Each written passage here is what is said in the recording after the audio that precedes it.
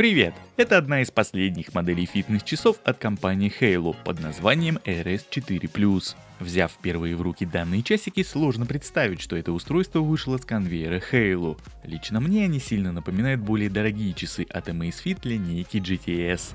Дело все в том, что предыдущие модели часов Halo хоть и были в целом неплохими, но имели ряд недостатков, в особенности по части экрана и русской локализации. С появлением RS4+, все сильно изменилось. У меня до сих пор имеется в наличии их часики LS02 и могу сказать, что между этими двумя моделями просто огромная пропасть, причем по всем параметрам. Корпус Halo RS4+, полностью выполнен из металла, за исключением задней крышки, в которую поместили датчики измерения и вывели зарядные контакты. И, к слову о зарядке, комплектный провод имеет разъем USB-A на одном конце и проприетарную магнитную двухконтактную платформу на другом. В силу того, что сами часы имеют вес порядка 60 грамм, магниты на весу их не удержат, так что заряжать лучше на столе. Отдельно хотел бы остановиться и на комплектном ремешке. На сей раз он магнитный и не имеет никаких застежек. В большинстве ситуаций это супер удобно. Лично мне решение очень понравилось. За счет сегментарного строения со встроенными магнитами часы очень быстро могут застегиваться почти на любой размер запястья. При этом подгоняются практически идеально. Однако у такого решения есть один недостаток. Несмотря на то, что в целом сцепка половинок ремешка хорошая, при резких движениях запястьем они могут расстегнуться, что приведет к падению устройства с руки. За более чем 4 недели теста я несколько раз был на грани того, что они упадут и разобьются об пол.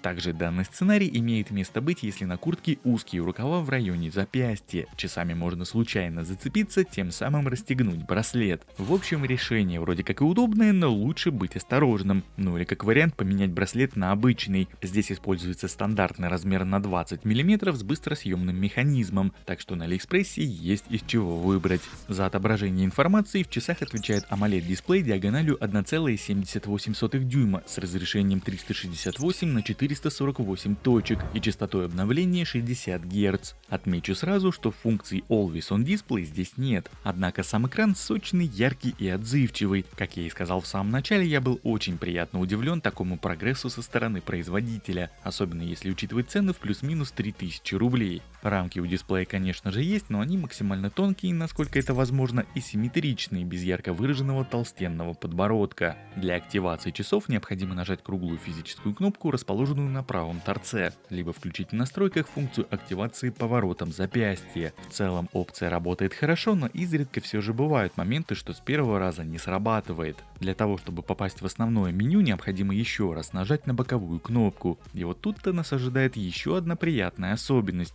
По умолчанию интерфейс с иконками выглядит так, будто ты попал в Apple Watch. Отображаются только значки приложений, которые скроллятся с 3D эффектом. Однако, если такой подход не особо нравится, то можно выбрать другой вид меню. Для изменения доступны еще два варианта. Это похожий скроллинг с круглыми значками, но уже вверх или вниз, либо привычный всем вариант с иконками и названиями. Что же до самой анимации, то она плавная, и лично я фризов за все время использования ни разу не ловил. Еще одна приятная неожиданность — это нормальный читабельный русский шрифт. Причем это касается не только меню приложений, а применимо на сей раз и к уведомлениям. Тот, кто имел у себя в арсенале какие-то другие часы от данной компании, поймет, о чем я говорю. Помимо всего прочего, сами уведомления могут приниматься часами в довольно объемных текстах. Лично я во время тестирования отправлял сообщение длиной в 1020 символов с учетом пробелов, и весь текст можно было прочитать. Однако при этом смайла видно не будет, распознаются только текстовые сообщения. Но по-хорошему это уже огромный шаг для Halo.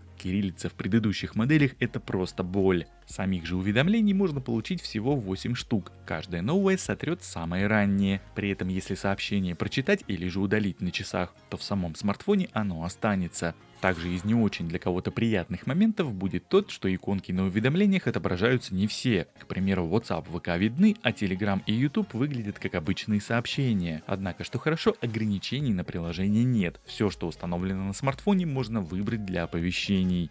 Теперь что по виджетам. Свайпом по экрану справа налево или же наоборот можно листать карточки с различной информацией по активности, пульсу, измерению кислорода, стресса и сна. Но, к сожалению, менять местами или же что-то убрать, добавить сюда нельзя. Хотя лично мне, да и наверное многим, очень хотелось бы установить сюда виджет погоды и управления плеером. Но увы, эти опции доступны только из основного меню. Если смахнуть пальцем по экрану сверху вниз, то перед нами появится меню быстрых функций, или как здесь его называют, центр управления. И вот что характерно, мало того, что функций здесь многим больше обычного, так еще и отключать их можно, если чем-то не пользуешься. Все это дело находится в настройках, быстрый доступ к которым имеется из данного центра управления. Помимо стандартной опции DND, или по-простому не беспокоить, в часах имеется ее производная под названием «в театре». По сути это то же самое, только в исключение добавлены входящие звонки. Информация по ним проходить будет. А вот для DND режима помимо включить или выключить в меню настроек предусмотрена интервальная работа по расписанию, что как по мне решение нужное, особенно если учесть, что авторегулировки на подсветку сюда не завезли. Теперь что по датчикам. Часы умеют измерять пульс и уровень стресса в режиме реального времени и справляются с этим весьма неплохо. А вот измерение уровня кислорода в крови доступно по требованию, либо на постоянной основе только во время сна. К слову сказать, фаза сна устройство также определяет корректно. Углы у корпуса скругленные, так что спать в них довольно комфортно, за одеяло не цепляются. Конечно, умного будильника здесь нет, но обычный можно завести прямо с часов. Вибра хорошая, приятная и не топорная. Разбудить должно.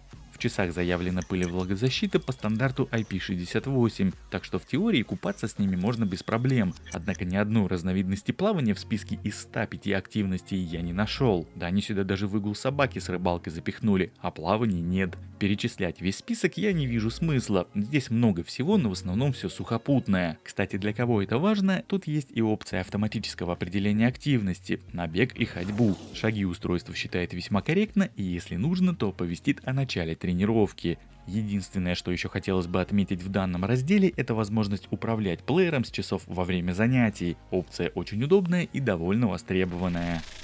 Многие, кто досмотрел до этого момента, скорее всего заметили, что прошло уже примерно 2/3 видео, а о приложении я еще толком ничего не говорил. Дело все в том, что практически все настройки производитель заложил в сами часы, и это лично для меня является также большим плюсом. Ну а фирменная программа называется Halo Fun. В ней, как мы все любим, необходима регистрация, после чего можно перейти к немногочисленным настройкам. По интерфейсу здесь все стандартно, хоть и надо отдать должное, что в какой-то момент Halo все же обзавелись хорошим программистом. В прошлом интерфейс был очень далек от того, что можно наблюдать сейчас, особенно по части перевода. Перед нами, как обычно, 3 вкладки. Главная страница со всей статистикой, вкладка Sport с активацией GPS трекинга, в часах этого датчика нет. Ну и на 3-й странице находится раздел с часами. Как я и сказал, настроек тут по минимуму. И основное, что скорее всего будет интересно, это большое количество различных циферблатов и отдельная вкладка для создания кастомного watchface из своей картинки или фотографии. Что же касается непосредственно автономности, то за 30 дней эксплуатации я заряжал данные часы всего 3 раза, поэтому могу подтвердить, что заявленные производителем 10 дней это их реальное время работы. Я носил их каждый день на уровне яркости 80%.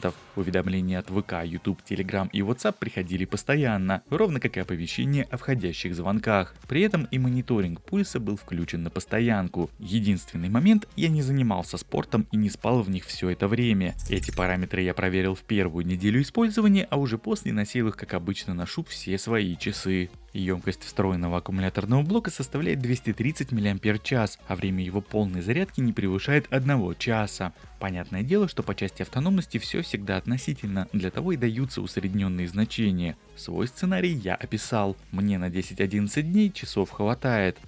Ну и резюмируя все вышеизложенное, Halo RS4 Plus это хорошее носимое устройство и отличные спортивные часы с классным AMOLED-экраном, которые не стыдно прикупить на подарок себе любимому или кому-то из своих близких. Разумеется, если принять во внимание имеющиеся в них особенности, ну или для кого-то минусы. Как по мне, ценник в $45 в полной мере нивелирует все их недостатки, особенно на фоне недавно анонсированных OnePlus Nord Watch, которые по моему оценочному суждению, опираясь лишь на имеющиеся в сети данные, ничем не отличаются от Halo. Только вот заявленная цена у них в 1,5-2 раза выше, а так они даже на вид полная копия. В общем, вот такие интересные часы от Halo были у меня сегодня на обзоре. Как я и сказал, хожу я с ними уже месяц, автономность и работа в целом меня радуют. Вполне допускаю, что забыл сегодня про что-то рассказать, так что если остались вопросы, то задавайте их в комментариях. Спасибо за просмотр и до новых встреч в следующих моих видео.